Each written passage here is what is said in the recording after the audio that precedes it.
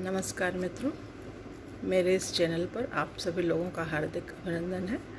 आज मैं आप लोगों को गीता के श्रीमद् भगवद गीता के 7वें अध्याय के बारे में बताने वाले हूँ, तो ध्यान से सुनिए मित्रों। उससे पूर्व एक सुविचार। मित्रों, महानता जो होती है ना, कर्मों से तो बाद में, लेकिन सोच से पहले ही झलक जाती है। महान व्यक्ति वो होता है जिसकी सोच, जैसे भाव भावना भाषा होता है, तो भाव पहले आ जाता है, सोच पहले आ जाती है। तभी तो लोग कहते हैं कि होनहार वीरवान के होत चीकने पात। जो बच्चा बहुत प्रतिभाशाली होता है या बहुत विवेकवान होता है, उसका जो लक्षण होता है बहुत बचपन से ही दिख जाता है। बहुत नवजात शिशु जैसा होता है, छोटा सा होता है, तभी दिख जाते हैं मित्रों लक्षण। तो यही इसीलिए बोला जाता है कि महानता कर्मों से तो बाद, लेकिन सोच से पहले ही झलक जाती है। तो ये बात है मित्रों, इसको ध्यान में रखिए आप लोग। ठीक है, हम लोग शुरू करते हैं गीता के 7वें अध्याय के बारे में।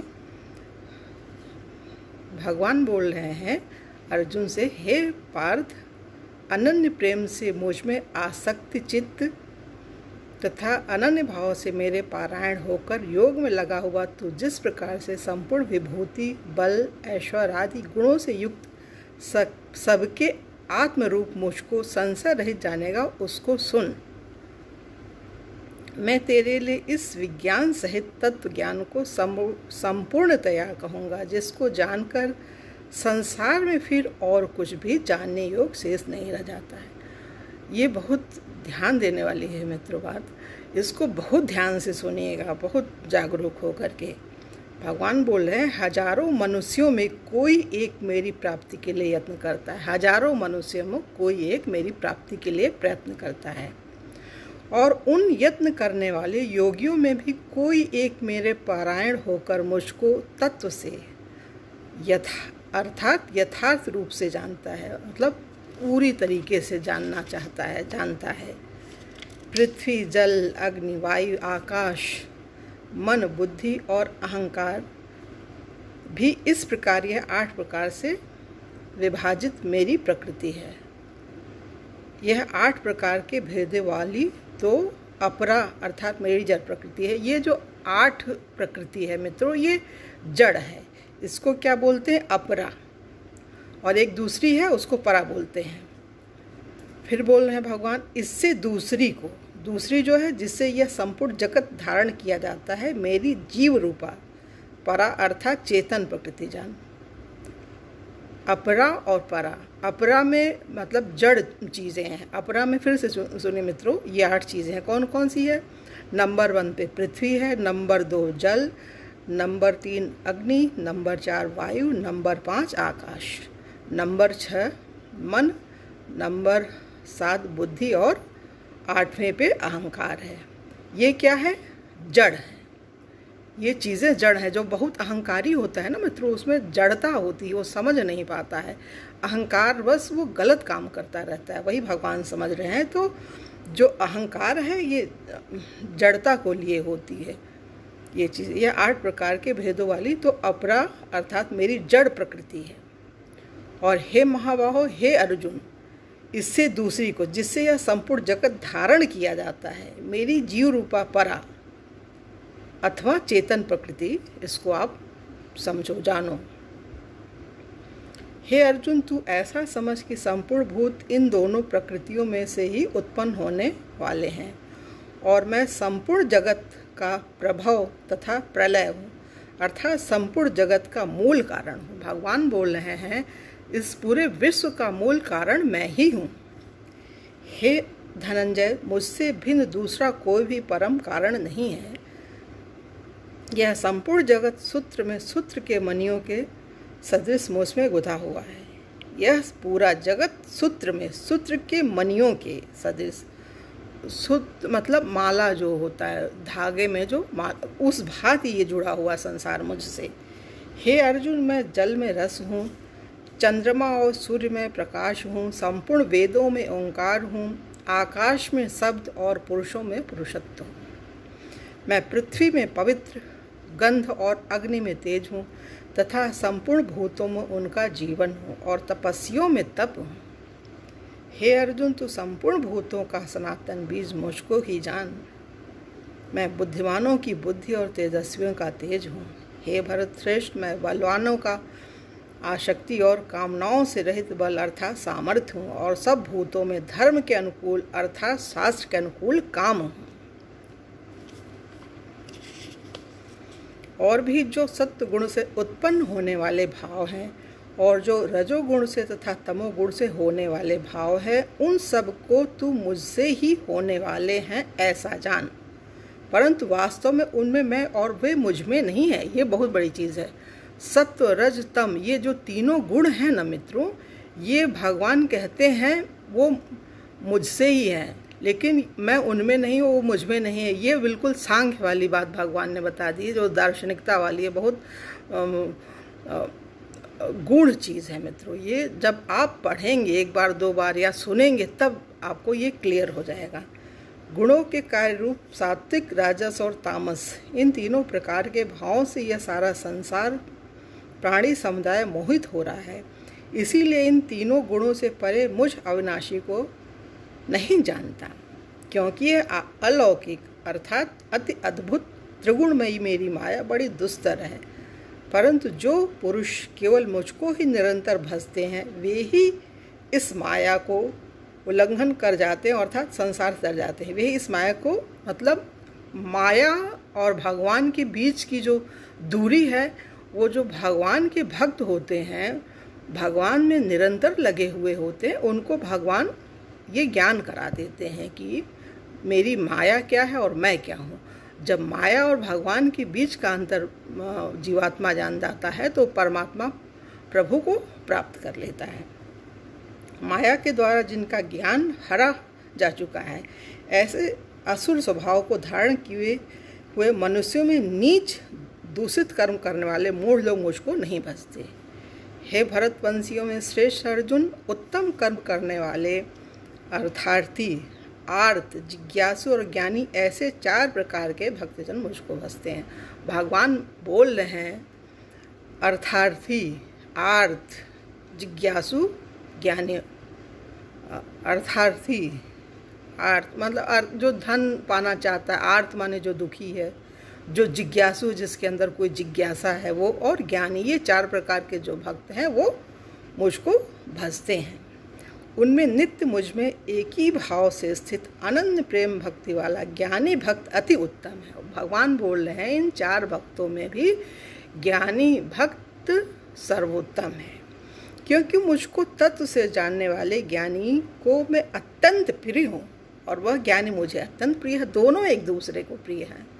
जो ज्ञानी भक्त है और भगवान तो भगवान नहीं है, दोनों एक दूसरे के अनन्य हैं, वो अलग रह ही नहीं सकते हैं, वो एक दूसरे की सांस हैं, भक्त और भगवान। बस ये बात है मित्रों। ये सभी उदार हैं, परंतु ज्ञानी तो साक्षात मेरा स्वरूप ही है। भगवान देखिए बोल भी रहे हैं, ये सभी उदार हैं। ये चारों जो भक्त हैं उदार हैं, लेकिन ज्ञानी तो उनका स्वरूप ही है, ऐसा मेरा मत है। क्योंकि वह मद गत मन बुद्धि वाला ज्ञानी भक्त अति उत्तम गति स्वरूप मुझ में ही अच्छे प्रकार स्थित है। ये भगवान कह रहे हैं, जो ज्ञानी भक्त है मुझ में ही स्थित है।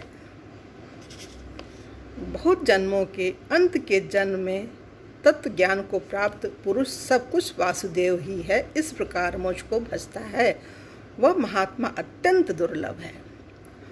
उन भोगों की कामना द्वारा जिनका ज्ञान हरा जा चुका है, वे लोग अपने स्वभाव से प्रेरित होकर उस नियम को धारण करके अन्य देवताओं को भजते हैं अर्थात पूजते हैं। जो सकाम भक्त जिस देवता के स्वरूप को श्रद्धा से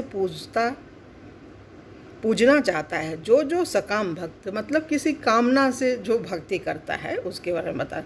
जो सकाम भक्त जिस देवता के स्वरूप को श्रद्धा से पूजना चाहता है, उस भक्त की श्रद्धा को मैं उसी देवता के प्रति स्थिर करता हूँ। ये बता रहे हैं, मतलब भगवान ही मेन करता धरता है। और इतने जो देवता हैं उनमें व्यक्ति अपना मन लगाता है तो भगवान उस रूप में उसको दिखाई देते हैं, महसूस होते हैं, अनुभव करता है वो। वह पुरुष उस श्रद्धा से युक्त होकर उस देवता का पूजन करता है और उस देवता से मेरे द्वारा ही विधान किए गए हुए उन इच्छित भोगों को निसंदेह प्राप्त करता है। वह पुरुष उस श्रद्धा से युक्त होकर उस देवता का पूजन करता है और उस देवता से मेरे द्वारा ही विधान किए हुए उन इच्छित भोगों को निसंदेह प्राप्त करता है। इसमें कोई दो राय नहीं, उसको मिलती है वो चीज़ जो करता है, वो पूजन करता है जिस भाव से। परंतु उन अल्प बुद्धि वालों का वह फल नाशवान है तथा वे देवताओं को पूजने वाले देवताओं को प्राप्त होते हैं और मेरे भक्त चाहे जैसे ही भजें अंत में वे मुझको ही प्राप्त होते हैं। जो देवताओं को केंद्र में रखकर कोई काम करते हैं वो देवताओं को प्राप्त होते हैं, मतलब उनको मोक्ष की प्राप्ति नहीं होती है, उनको बार बार जन्म ना मरना पड़ता है, भगवान ये बता रहे हैं। बुद्धिहीन पुरुष मेरे अनुत्तम अविनाशी परम भाव को न जानते हुए मन इंद्रियों से परे मुझ सच्चिदानंद परमात्मा को मनुष्य की भांति जन्म कर व्यक्ति भाव को प्राप्त हुआ मानते हैं। मतलब हमको भगवान न मान करके व्यक्ति के रूप में वो समझते हैं, ये भगवान कह रहे हैं। अपनी योग माया से छिपा हुआ मैं सबके प्रत्यक्ष नहीं होता, मैं छिपा हुआ रहता हूँ, सबको दिखाता हूँ अपनी योग माया के द्वारा, किसी किसी को दिखाते हैं प्रभु ये बताया। इसलिए यह अज्ञानी जन समुदाय मुझ जन्म रहित अविनाशी परमेश्वर को नहीं जानता, अर्थात मुझको जन्मने मरने वाला समझता है। हे अर्जुन, पूर्व में व्यतीत हुए और वर्तमान में स्थित तथा आगे होने वाले सब भूतों को मैं जानता हूँ। भगवान अंतर्यामी है, सब जानते हैं, भगवान ही का तो है किया। परंतु मुझको कोई भी श्रद्धा भक्ति रहित पुरुष नहीं जानता। जिसके अंदर श्रद्धा नहीं है, भक्ति नहीं है, वो नहीं जानता भगवान को। हे भरतवंशी अर्जुन, संसार में इच्छा और द्वेष से उत्पन्न सुख दुख आदि द्वंद्व रूप मोह से संपूर्ण प्राणी अत्यंत अज्ञात को प्राप्त हो रहे हैं। ये जो द्वंद्व है, सुख दुख अच्छा खराबी सब चीज़ों में व्यक्ति लगा हुआ है, इसलिए वो ज्ञान नहीं प्राप्त कर पाता है। परंतु निष्काम भाव से श्रेष्ठ कर्मों का आचरण करने वाले जिन पुरुषों का पाप नष्ट हो गया है, वे राग द्वेष जनित द्वंद्व रूप मोह से मुक्त दृढ़ निश्चयी भक्त मुझको सब प्रकार से भजते हैं। एक बार पुनः सुनिए मित्रों इसको। परंतु निष्काम भाव से श्रेष्ठ कर्मों का आचरण करने वाले जिन पुरुषों का पाप नष्ट हो गया है, वे राग द्वेष जनित, उनको राग द्वेष नहीं होता, उन्हें सब अपना लगता है। भगवान का ज्ञान हो जाता है ना मित्रों, तो उन्हें कुछ अलग नहीं लगता है, सब पूरा संसार भगवान का ही लगता है। उनके अंदर किसी प्रकार का राग द्वेष होता ही नहीं। वे फिर मोह से मुक्त हो जाते हैं, वो दृढ़ निश्चय वाले हो जाते हैं और वो अंत में मुझको ही भजते हैं। जो मेरे शरण होकर जरा और मरण से छूटने के लिए यत्न करते हैं, ये भी बहुत सारी बातें महान हैं ये सब। तो जो मेरे शरण होकर जरा और मरण से छूटने के लिए यत्न करते हैं, वे पुरुष उस ब्रह्म को, संपूर्ण अध्यात्म को, संपूर्ण कर्म को जानते हैं।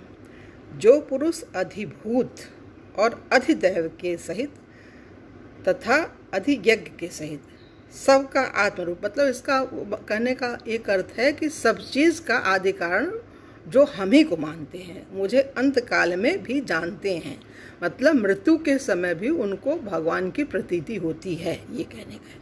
वे युक्त चित्त वाले पुरुष मुझे जानते हैं, अर्थात प्राप्त हो जाते हैं। अंत समय में वो भगवान को पा लेते हैं, जो पाना चाहते हैं। जैसे ये मानव तन है और वो चाह रहे हैं कि भगवान हमें मिले, तो निश्चित ही मिलते हैं, क्योंकि मनुष्यत्व और मुमुक्षत्व, मतलब एक मानवता और मुमुक्ष वाला भाव कि हमें भगवान मुक्त करो, हमें आप चाहिए, हम आपकी शरण में आए हैं, तो ये बड़े मुश्किल से मिलता है, भगवान किसी किसी को देते हैं मित्रों।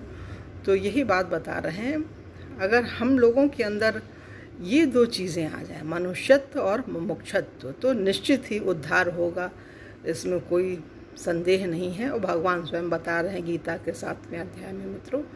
तो ये 7वां अध्याय यहीं पूरा होता है। हम आप लोगों से पुनः कल 8वें अध्याय में मिलेंगे।